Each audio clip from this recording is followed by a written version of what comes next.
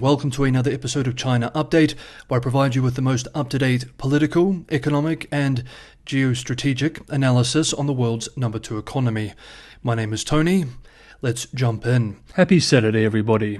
I hope you're having a restful weekend. It is the weekend, so it will be a foreign policy heavy video. There'll be a lot of heavy quotation of several commentaries in this video as well, but I do think it is worth it. So let's move through this now. And first up, we start with the salient developments in US-China relations from this week. On Tuesday, the renewal of a key science and technology treaty between Beijing and Washington, the US-China Science and Technology Agreement, was delayed again while negotiations on its new terms and conditions continue. We've looked at this in the past and we will continue to keep an eye on it going forward. Meanwhile, this week saw Susan Clark, Chief Executive Officer of the US Business Lobby Group, the US Chamber of Commerce, lead a group of former US government officials to Beijing. Clark's visit comes ahead of AmCham China's annual appreciation dinner on Friday, where this year's guest of honor was Chinese Vice President Han Zheng, a sign that Beijing wants to send a positive signal to US business elite. Another positive signal was Premier Li Qiang meeting with the delegation at the Great Hall of the People in Beijing on Wednesday. According to state media, Li noted that the Chinese and US economies are highly complementary and their interests are deeply integrated. Both sides benefit from each other's development, and strengthening economic and trade cooperation is beneficial to both countries. The two sides should be partners rather than rivals, he continued, noting that engaging in decoupling or small yard high fence strategies is not in the fundamental interests of either side and will only bring huge losses to enterprises in the two countries, to the economy, and even to global development. Quote, from the official reports, Li said some of the right things for the US business delegation to hear,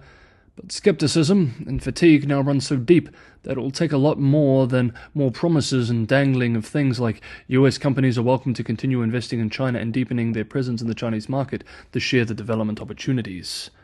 End quote.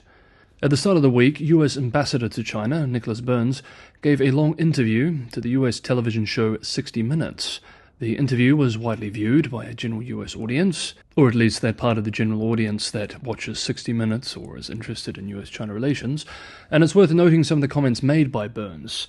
In the interview, Burns expressed, quote, "It is the most important, most comprehensive, and most dangerous relationship that the United States has in the world right now, and will, I think, for the next decade or so.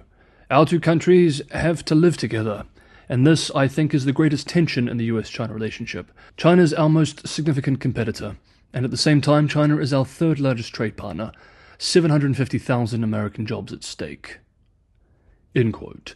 After a few more questions, Burns added, quote, "I think ultimately they want to become and overtake the United States as the dominant country globally, and we don't want that to happen. We do not want to live in a world where the Chinese are the dominant country." End quote. While we are on interviews, David Lampton, former president of the National Committee on the United States-China Relations, has a new book about his experiences over the decades of US-China relations, as well as his deep concern with the current trend in the relationship. The book is called Living US-China Relations from Cold War to Cold War. And this week he also gave an interview to the US-China Perception Monitor. His comments are thought-provoking and will spark much debate among US commentators and policymakers, and as such it is worth observing some of his comments at length. We now quote selected excerpts from the long interview directly. "There are policy reasons I wrote this book. A principal purpose was to address head-on what I believe to be a distorted narrative about the more than 4-decade period of Sino-American comprehensive engagement across 8 US administrations and several Chinese regimes. Concisely, a dominant current critique is that naive US elites, academic, business and policy, confused their hopes for democracy and a globally responsible China with the actual prospects for those desirable ends and, in the process, unwisely traded away American interests, competitive position, values, and national security. In short, the US bolstered the principal strategic threat that it is said to face today. This book is a fact-based challenge to that simplistic, indeed dangerous, narrative. What I am trying to convey in my book is that the engagement process wasn't animated simply by Nixon and Mao. Rather, its dynamism reflected the fundamental interest groups within both of the societies that wanted to push it along. However, over subsequent decades, gradually more individuals and groups in both societies came to perceive themselves as relative losers in the process of engagement in globalization, and they began to exert increasing pressure on their respective leaders to adopt a tougher stance with respect to the other side. This process progressively undermined engagement and productive relations. This is the main line of my argument. Another major aspect of this is that I believe currently we are almost sleepwalking into high levels of conflict between the United States and China. Armed conflict is not to be excluded.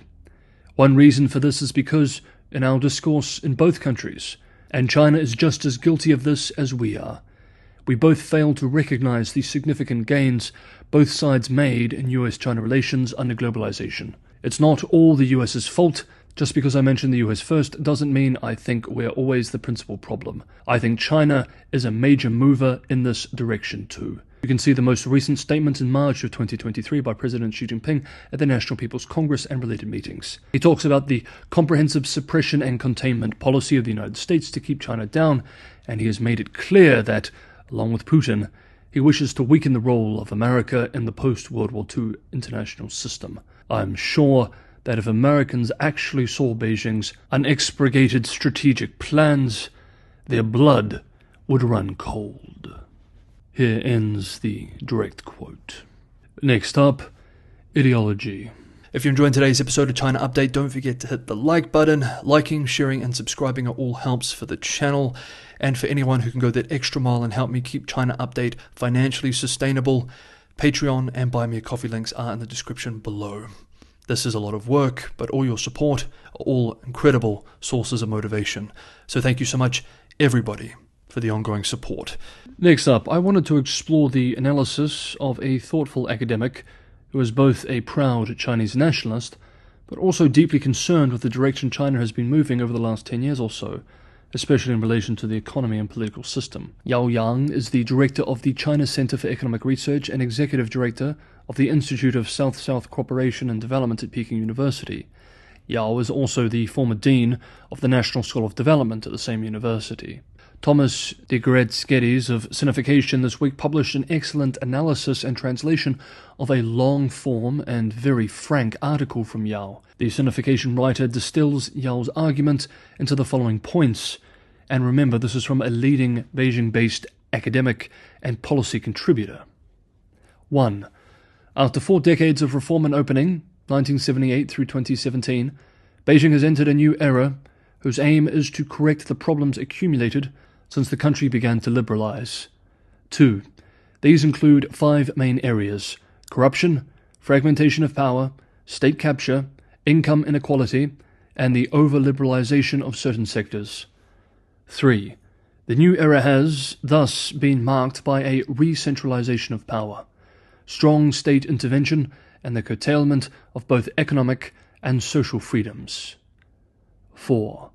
Although necessary in part, corrective measures have gone too far, leading to a number of new problems. 5. The stark disconnect between the party's official Marxist-based ideology and its economic policies have only exacerbated China's recent woes. 6. Moreover, old leftists have been using Beijing's recent curbing of the economy and pursuit of common prosperity to promote their own political agenda. This has led to a small comeback of Marxism in China. 7. As a result, both capital and the wealthy have been trying to flee the country. We will end today's video with some selected excerpts from Yao's piece, translated by Sinification. The comments are very frank and give us an unvarnished look at the political climate in China from an insider. Quote, "Judging from the laws of history, the main task of the new era is to correct the problems accumulated during the period of reform and opening up, a task that is in itself particularly onerous and impossible to accomplish within a short period of time.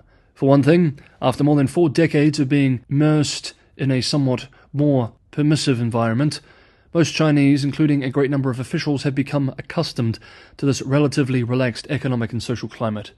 They are thus unable to fully comprehend and cope with the rectification work of the new era. Further, the quick and dirty approach of the past few years has had serious repercussions, which have affected people's confidence in the party. I am afraid that it will take a long time to bring the people and the party back together again. More importantly, the party itself is not ready to enter a new era of construction. There was a ready-made theory to build on in Mao's era, which was Marxism. There is no such theory for the new era. The reform and opening up period has already firmly established the role of the socialist market economy in China, which is incompatible with Marxism. However, the party's official theories are still stuck in Marx's doctrines and have fallen far behind the realities of the reform and opening up period. The new era is not about repudiating reform and opening up, but about removing the shortcomings of that period and completing China's spiraling rise.